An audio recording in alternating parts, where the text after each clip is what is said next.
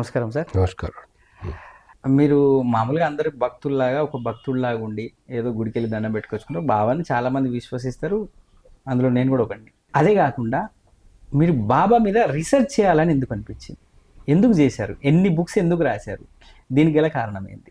అసలు రీసెర్చ్ చేయాలని ఎందుకు అనిపించింది? మేము షిర్డీలో మాకు సాయినాథ్ మిశ్రాద్ బాబు గారని ఒక ఆయన మా గురువు గారు ఉండేవారు. ఆయన సాయిపథం ఆశ్రమం ఉండేది.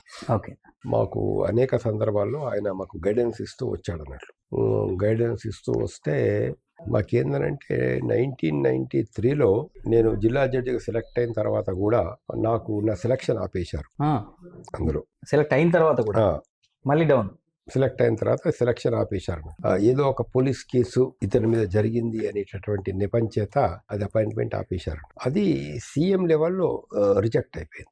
అప్పటి కొంత ప్రయత్నం చేసినాం మేము, కానీ సీఎం లెవెల్లో రిజెక్ట్ అయిపోయింది. సో సీఎం లెవెల్లో రిజెక్ట్ అయిన తర్వాత మాకు ప్రతి ఫైల్ సీఎం దగ్గరికి వెళ్ళాల్సిందేనా సార్? కొన్ని ఫైల్ సీఎం దగ్గరికి వెళ్ళాల్సినవి. ఓకే. అంటే మళ్ళీ అది చెప్పాలంటే దానికంటే వద్దులేండి,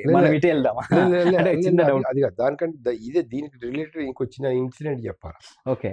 ఏం జరిగిందంటే నేను అప్లై చేసిన తర్వాత జిల్లా జడ్జి పోస్ట్కి అప్లై చేసిన తర్వాత మాకు ఇంటర్వ్యూ డేట్ ఇచ్చారు.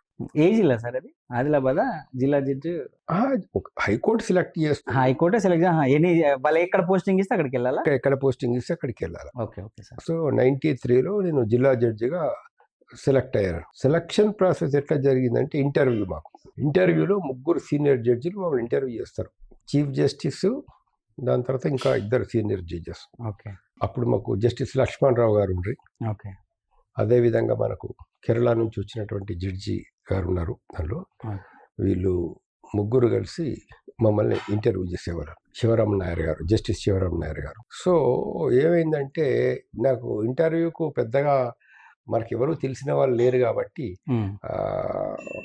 ఏదో ఎవరో మనం సెలెక్ట్ అవుతామనేటువంటి ఆలోచన మనకేం లేకుండా పోతారు. అయితే రేపు ఇంటర్వ్యూ అనగా ఒకరోజు ముందు హైకోర్టు లైబ్రరీలో కూర్చున్నాను. నేను హైకోర్టు లైబ్రరీలో కూర్చుంటే ఇట్లా ఒక బుక్ చూస్తూ ఉంటే అందులో ఒక ప్రశ్న, మా లీగల్ ప్రశ్న ఒకటి వచ్చింది అన్నట్లు. రివిజన్ సెకండ్ టైం వస్తుందా రాదా అనేటువంటి పాయింట్.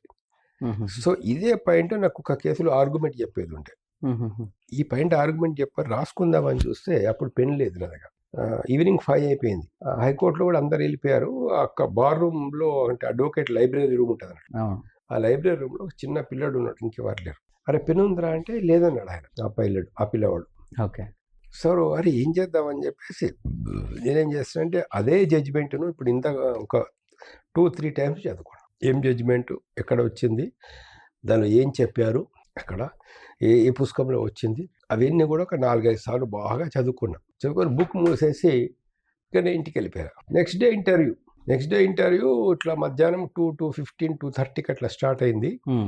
3 o'clock టైంలో జరుగుతున్నది అన్నట్టు. సో మా జస్టిస్ వాళ్ళు 3 జడ్జిలు ఒకరికొకరు మాట్లాడుకొని జస్టిస్ శివరామ్ నాయర్ నాతో అన్నాడు, నేను ఎవరినైనా మేము 15-20 నిమిషాలు ఇంటర్వ్యూ చేస్తాం, నేను వాళ్ళకంటే ఎక్కువ టైం ఇంటర్వ్యూ చేసినాం మేము, అయినా నేను సెలెక్ట్ చెయ్యాలో చేయొద్దో మాకు అర్థమవుతలేదు,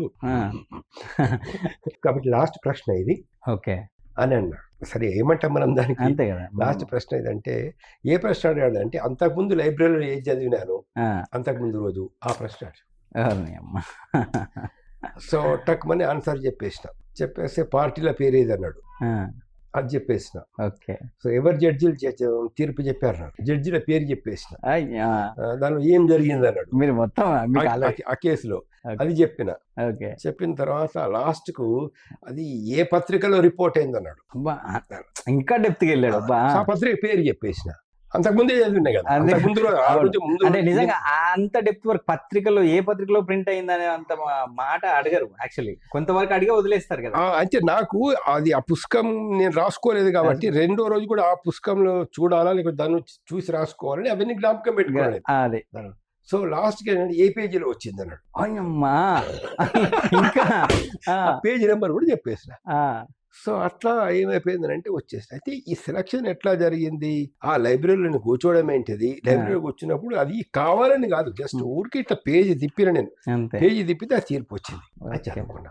ఓకే. సో ఇది నాది జిల్లా జడ్జి సెలక్షన్ రిజెక్ట్ అయిన తర్వాత మాకు నారాయణరావు గారిని కాచి ఆయన దగ్గరికి వెళ్ళి మాట్లాడుతున్నాం. మాట్లాడితే నేను చాలా ఫీలింగ్లో ఉన్నా, అంతే కదా. అది రిజెక్ట్ అయింది అని. దాంతో ఆయన మన కాఫీ అదంతా ఇచ్చి కూర్చొని చక్కగా మాట్లాడి ఏమైందంటే ఇట్లా జరిగిందన్న. ఆయన ఏమన్నాడంటే పైన బాబా ఫోటో ఉంది, నువ్వు ఒకసారి వెళ్ళి ఒక 15 నిమిషాలు బాబా ఫోటో ముందు కూర్చొని రా అని చెప్పాడు. సో ఐ వెంట అక్కడ పోయి పైకి వెళ్ళి అక్కడ బాబా ఫోటో అంటే బాబా ఫోటో ముందు కాసేపు కూర్చొని ఒక 15-20 నిమిషాలు సేపు కామ్గా కూర్చోండి ఆడికెళ్ళి వచ్చేసిన. ఓకే. రాగానే ఫస్ట్ నన్ను ఒకటే ప్రశ్న వేసినాడు, జిల్లా జడ్జిలో సెలెక్ట్ కావడం నీ తెలివితేటలతో అయిందనుకుంటున్నావా, అంటే నీ వల్ల అయిందనుకుంటున్నావా, లేకపోతే నీకు ఏదైనా సాయం దొరికిందా సెలక్షన్లో అని అడిగాడు. అంటే నాకు సాయం దొరికింది, ఎందుకంటే నేను లైబ్రరీలో కూర్చొని లాస్ట్లో చదివిన తీర్పు గురించి ప్రశ్న అడిగారు కాబట్టి, అదే కేసు నుంచి ప్రశ్న అడిగారు కాబట్టి ఇక్కడ నాకు బాబా యొక్క సాయం దొరికింది అని. ఆయన ఏమంటే నీకు బాబా సాయం కనుక దొరికితే ఈ ప్రపంచంలో ఏ శక్తి కూడా నిన్ను జిల్లా జడ్జి కాకుండా ఆపలేదు అని. నేను సీఎం లెవెల్ రిజెక్ట్ అయిపోయింది, ఇంకా అసలు దాని తర్వాత ఏముంటది, దాని తర్వాత ఏం లేదు కదా, ఫైనల్ అయిపోయింది. ఎవరు సార్ అప్పుడు సీఎం? అప్పుడు విజయభాస్కర్ రెడ్డి అనుకుంటా, కోట్ల విజయభాస్కర్ రెడ్డి. రిజెక్ట్ అయిపోయింది. ఎట్లా అంటే సరే ఆయన ఏమంటే నువ్వు వెళ్ళి ఒకసారి షిరిడి వెళ్ళి రా అన్నాడు. సో నేను షిరిడి వెళ్ళాను. వెళ్ళిన తర్వాత అక్కడ మా గురువు గారు సరే పిల్లలు కూడా రమ్మని చెప్పాడు, పిల్లలు కూడా తీసుకొని పోయాం.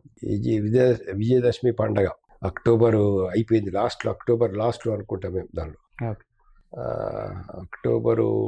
అక్టోబర్లో విజయదశమి పండగ, విజయదశమికి అక్కడే ఉన్నాం, పండగ సెలబ్రేషన్స్ అని అక్కడే చూసుకున్నాం. దాదాపు 10-15 రోజులు గడిచిపోయింది అన్నట్టు. దానిలో మేము రోజు వెళ్తున్నాం, బాబా దర్శనం చేసుకొని వస్తున్నాం. అయితే క్రమంగా ఆ టెన్షన్ అంతా తగ్గిపోయింది. క్రమంగా దాదాపు మెంటల్ కూడా ఫ్రీ అయిపోయారు అన్నట్టు. టెన్షన్ తగ్గిపోయిన తర్వాత మళ్ళీ ఒక్కరోజు వెళ్ళి మళ్ళీ గురువు గారిని కలుసుకొని సార్ ఇంకా ఎన్ని రోజులు ఉండాలి, రేపు వెళ్ళిపోండి అన్నాడు. సో మరుసటి రోజు మేము హైదరాబాద్కు వచ్చేసినాం. నవంబర్ 15th, 16th హైదరాబాద్కు వచ్చాం మేము 93. మేము వచ్చిన మరుసటి రోజు ఇంకో రోజు నాకు లెటర్ వచ్చింది, మీరు సెలక్షన్ జరిగింది. ఓకే. నమస్తే.